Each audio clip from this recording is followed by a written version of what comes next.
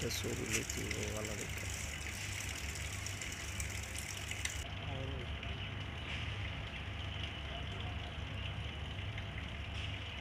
আমরা গতকালকে আগরতলা রেল স্টেশনে আগরতলা জিআরপি এবং আরপিএফ মিলে আমরা 5 জনকে গ্রেপ্তার করা হয়েছে, যার মধ্যে একজন বাংলাদেশি ন্যাশনাল এবং 4 জন রোহিঙ্গা কমিউনিটি। তো তারা অ্যাকচুয়ালি আমাদের ভারতের বর্ডার ক্রস করে ইলিগালিভাবে, এবং তারা এর মধ্যে কেউ চেন্নাই এবং কেউ গুজরাট এবং হায়দ্রাবাদ যেতে চেয়েছিল। তো আমরা তারা এবং তাদের কাছে কোনো বৈধ কোনো কাগজপত্র নেই এবং পাসপোর্টও নেই।